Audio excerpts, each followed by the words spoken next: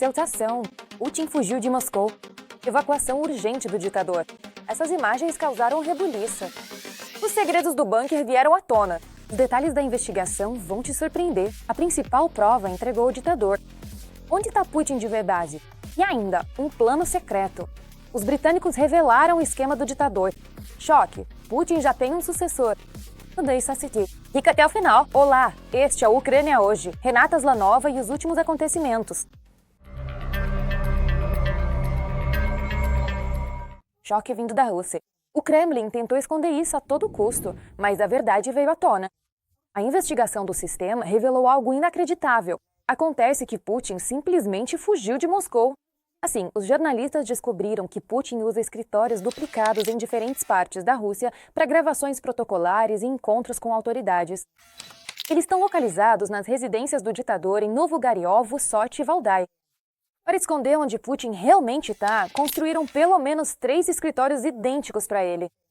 E a principal evidência que denunciou o ditador foi a maçaneta da porta do escritório, uma minha decorativa na parede e uma pasta para documentos. Constata-se que, durante a investigação, foram encontradas inúmeras publicações no site do Kremlin ao longo dos últimos 10 anos e dezenas de horas do programa Moscou. Kremlin. Putin. As fotos e os vídeos também foram comparados com documentos de compras governamentais, plantas de construção e relatos de viagens de jornalistas da mídia pró-governo. Descobriu-se que Putin tem pelo menos 3 escritórios quase idênticos em 3 residências diferentes que o Kremlin e constantemente apresenta como sendo o escritório em Novogoriovo. Como foi descoberto, o escritório original de Putin foi montado em sua residência nos arredores de Moscou em 2015. Sua área é de cerca de 120 metros quadrados. O interior é decorado em tons bege claro com móveis de madeira de formato simples. Não há quadros, nem tapetes, nem outros objetos que desviem a atenção. Já no ano seguinte, começou a construção de cópias secretas desse cômodo. Assim, ao analisar os vídeos, os autores da investigação notaram várias diferenças visíveis. O interior do gabinete de Sochi se diferencia do de Moscou pela posição diferente da maçaneta da porta, pela costura na parede, pelo formato da ventilação e pelos pés diferentes do suporte da televisão. Num dia, Putin pode ser filmado num escritório com uma reforma, depois no mesmo escritório, mas com outra reforma, e finalmente de volta ao antigo. Por exemplo, o principal cronista do Kremlin, Pavel Zarubin, autor do programa Moscou, Kremlin, Putin revelou acidentalmente o segredo do presidente. Em seu relatório exclusivo do gabinete de trabalho de Putin, que foi ao ar após a coletiva de imprensa em dezembro de 2020, ele mostrou imagens bastante interessantes.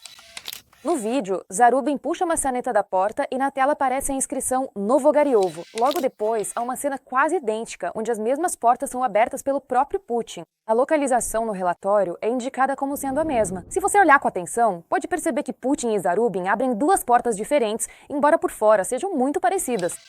Em uma delas, a maçaneta está um pouco mais alta, na outra, um pouco mais baixa. Como se descobriu, Zarubin gravou sua parte com antecedência, uma semana antes do evento, e não foi nem perto de Moscou, mas sim em outro gabinete de Putin. O terceiro gabinete do ditador russo na residência em Valdai parece quase igual aos 2 primeiros. No entanto, os jornalistas notaram que o interior dele também se diferencia pela posição da emenda na parede, pelo local do termostato e pela cor do tampo da mesa. Os jornalistas concluíram que Putin realizou cerca de 130 eventos nesse gabinete. Normalmente eram reuniões por videoconferência. A investigação também menciona que, desde fevereiro de 2023, o ditador russo parou de usar o gabinete em Sochi devido à ameaça de ataques de drones ucranianos e, desde o início de 2025, também deixou de usar o gabinete em Novogoriovo. Com uma revelação chocante, Putin se prepara para manter o poder até 2050. Jornalistas britânicos revelaram o plano secreto do Kremlin.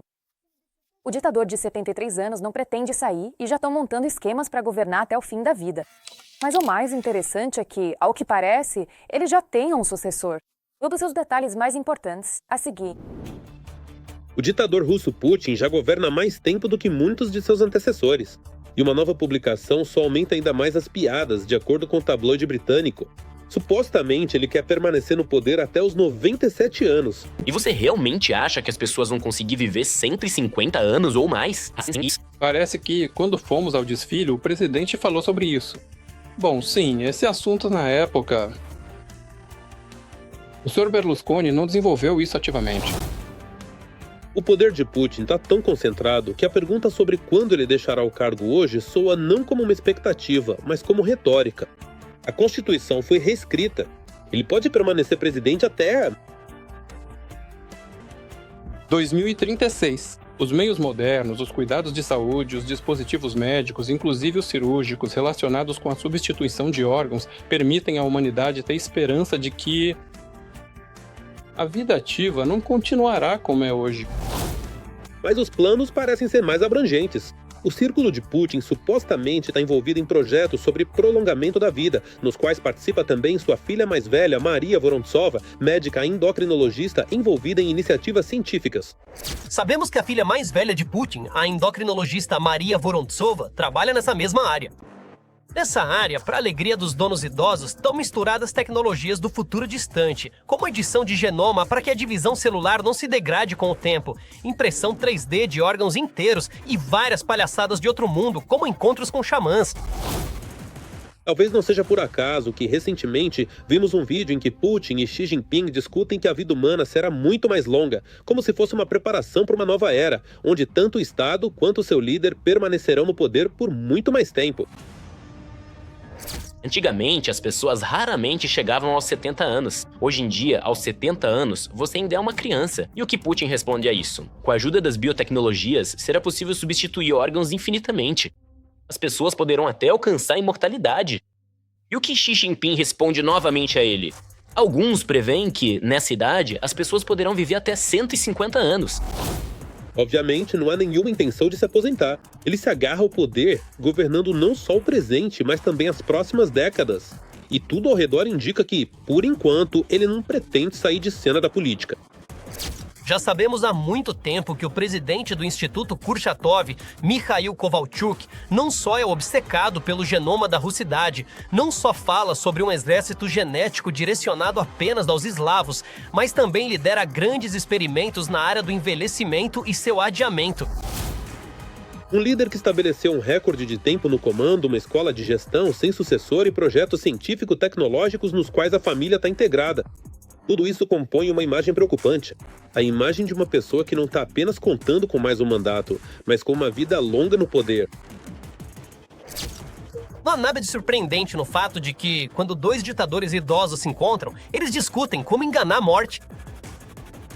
Assim como não há dúvidas de que essa questão ocupa cada vez mais os pensamentos de ambos. Como parar o momento perfeito e fazer com que o futuro nunca chegue? Porque nesse futuro eles não existem, o que é absolutamente inaceitável. Se acreditarmos nas fontes, o preço disso foi e continua sendo muito alto. E não só para Putin, mas para todo o sistema, onde ele acabou se tornando o centro.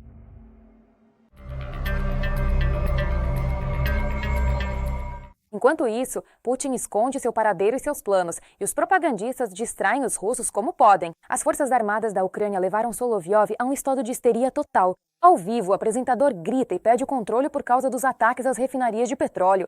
E isso é só o começo. O pânico nos estúdios da máquina de propaganda cresce a cada minuto. Skabeyeva e Popov encontraram um novo inimigo, e não é nem Zelensky, nem mesmo Trump. Veja a seguir todos os ataques histéricos chocantes dos serviçais da mídia de Putin. Nesta semana, a propaganda russa se superou novamente, tanto no nível de absurdo quanto na densidade de delírio por minuto de transmissão. Por exemplo, no estúdio do principal televangelista do país, Solovyov, mais uma vez é trovão e relâmpago. Vemos o que está acontecendo agora. Estão desferindo ataques ativos contra nossas refinarias de petróleo. Eu só tenho uma pergunta. Será que a gente vai começar a prestar atenção nisso de alguma forma? Desta vez, o motivo para o lamento mundial e a ira justa foi o fato de que a Ucrânia, apesar de tudo já ter sido supostamente destruído há muito tempo, continua regularmente atacando as refinarias de petróleo russas. Não, eu entendo que a ideia genial é desligar a internet móvel e aí de repente tudo para de voar. Eu entendo que a ideia genial é impor toque de recolher, depois disso, de repente as pessoas não conseguem mais viajar na temporada de férias, ficam presas nos aeroportos. Isso realmente ajuda muito. Eu só não entendo por quê.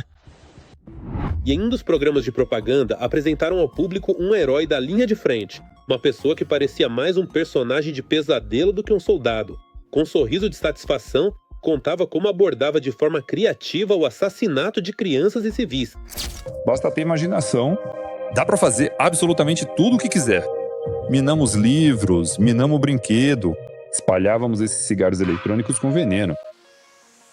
No entanto, até nas vastidões sem fim, devido à propaganda, outro especialista militar surge, olhos confiantes e um toque de leveza. Sem nenhum horror, inspirado, mas um pouco abatido, ele prevê que as perdas do exército russo em Pokrovsk serão comparáveis, se não maiores, do que em Bakhmut.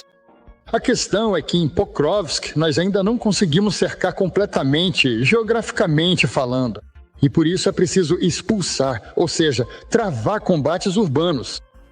E ali as perdas são muito grandes, claro, dos dois lados. Para nós, elas são comparáveis às de Bakhmut. Ou seja, montes de corpos, por causa da conquista de algumas ruas e de uma estação destruída. Também nesta semana, a escola ortodoxa propagandista ganhou um novo ensinamento. O bispo de Skopinsk, Shaisky Piterin, declarou que o sofrimento para o povo russo é, na verdade, uma alegria. Para nós, isso é alegria. O sofrimento para nós é bem-aventurança, não ausência de sofrimento, não diversão, não alegria, não risos. A diversão e o riso, e em geral os sinais de vida, segundo ele, são inadmissíveis.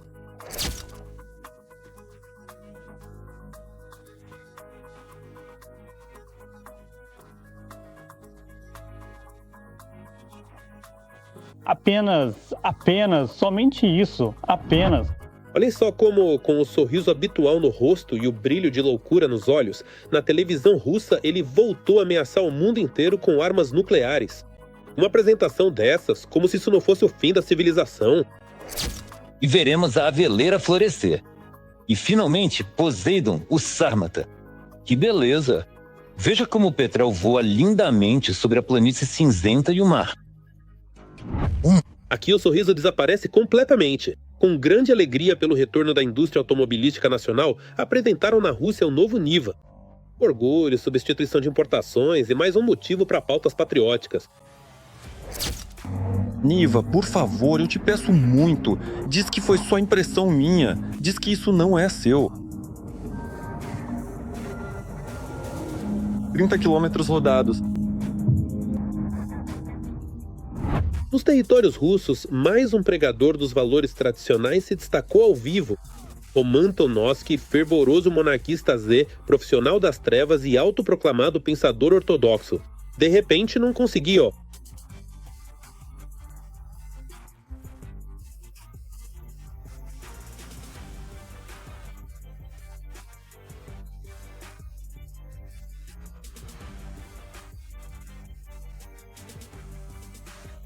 Nem o nascimento de Cristo, nem o nome de seu pai são conhecidos com exatidão, pois não há registros históricos claros ou informações precisas que possam confirmar esses dados, o que faz com que permaneçam dúvidas sobre esses detalhes.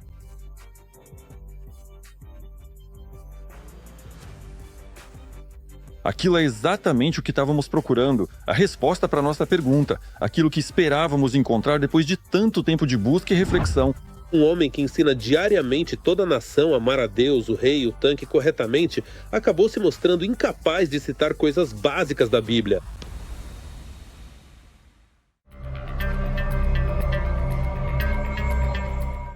O que acha dos acontecimentos recentes? Escreva nos comentários, curta o vídeo e mantenha-se informado sobre o importante: avançar.